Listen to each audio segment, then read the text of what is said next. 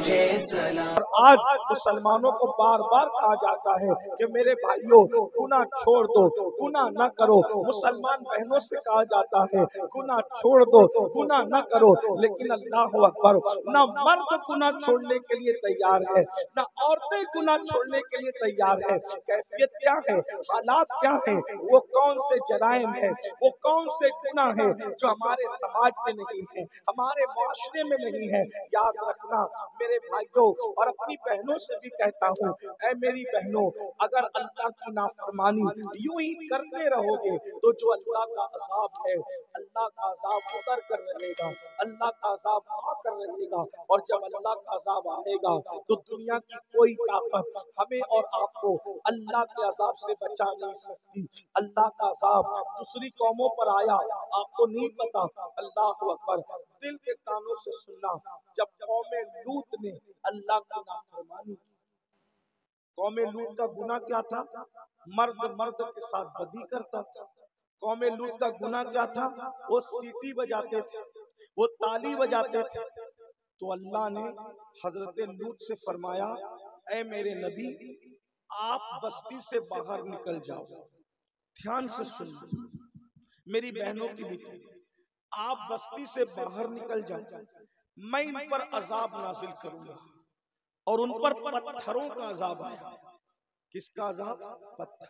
उन पे पत्थर बरसे, पत्थर सर पे आता और पूरे जिस्म को चीरता हुआ नीचे के मकाम से निकल जाता।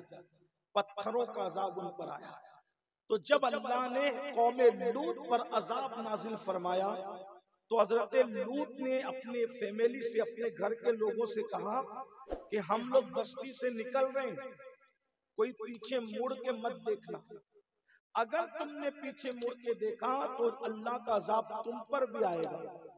अब नूह अलैहिस्सलाम की जो बीवी थी, नूह अलैहिस्सलाम की जो एक बीवी थी, उसको अपनी कौम से बहुत प्यार था, कौम से बड़ी मोहब्बत।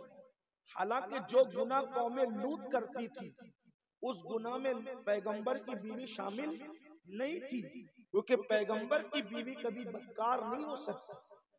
किसी नबी की बीवी काफिर तो हो सकती है लेकिन बदकार नहीं हो सकती। वजह यह है कि कुफ्र हर माशरे में बुरा नहीं समझा जाता, लेकिन बदकारी हर मजहब में बुरी समझी जाती है। बदी हर मजहब में बुरी समझी जाती है, बदी को हर मजहब में पाप समझा जाता है। अल्लाह अकबर, लूत अलैहिस्सलाम की बीवी बदकार नहीं थी, वो पाक दामन थी इस एतबार से, लेकिन कौम से मोहब्बत थी। जब हजरत लूत बस्ती से निकले और कौम पर पत्थर बरसे और उन पर पत्थरों की बरसात हुई, मैं अपनी कौम के जवानों से कहता हूँ, कुरान में ये वाकयात मौजूद है। कुरान न पढ़ने वालों, बेबाकी के साथ जिंदगी गुजारने वालों, अल्लाह की नाफरमानी करने वालों, याद रखो, और कौमों के वाकयात कुरान इसलिए बयान कर रहा है ताकि तुम इबरत के नाखून लो, होश के नाखून लो।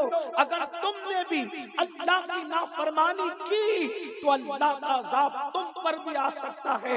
अल्लाह के अजाब की शान बड़ी निराली है। कुरान कहता है, इन्ना बत्श रब्बिका लशदीद, तेरे रब की पकड़ बड़ी सख्त है।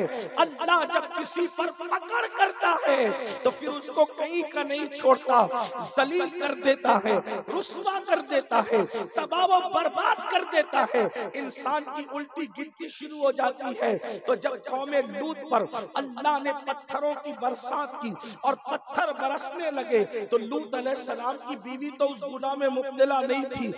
कौम की मोहब्बत में उसने पीछे मुड़ कर देखा और मुड़ करके कहा, हाय मेरी कौम।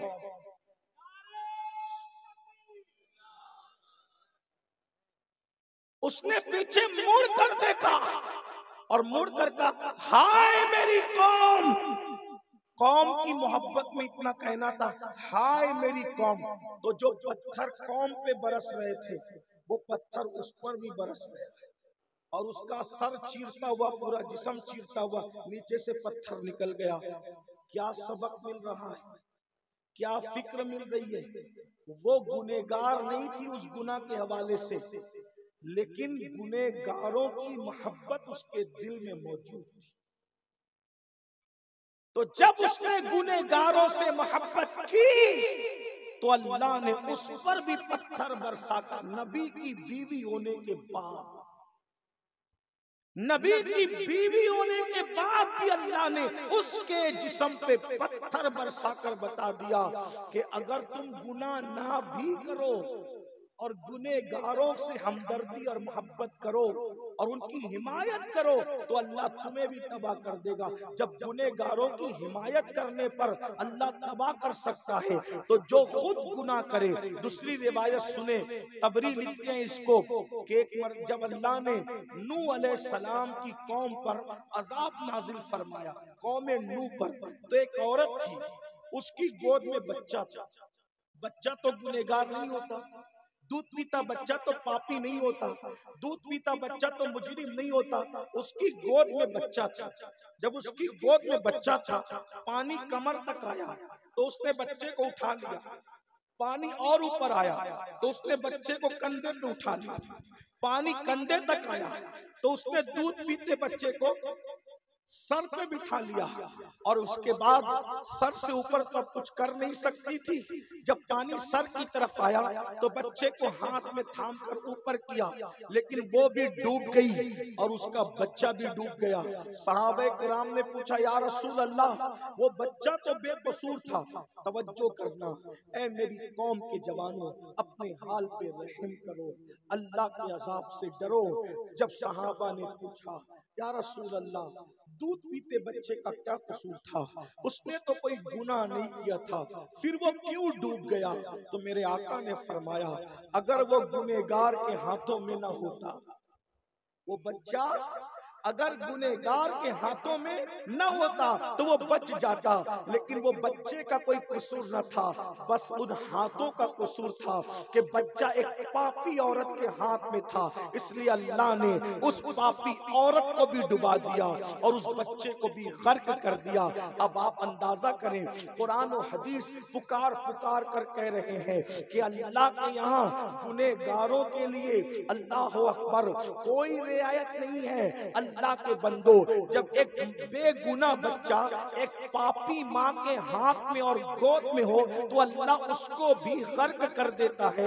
एक नबी की बीवी अगर पापियों को कहे हाय मेरी कौम, तो अल्लाह उस पर भी अजाब नाजिल करता है। अब सोचो, चोरी हमारे माशरे में हो रही है, झूठ हमारे माशरे में बोला जा रहा है, ज़िना हमारे माशरे में हो रहा है। अल्लाह अकबर, ये बातें करते हुए कलेजा मुंह को आता है, शर्म भी आती है, लेकिन क्या करें, अगर कौम को आगाह न करें तो मेरी कौम की ये जवान कैसे बचे।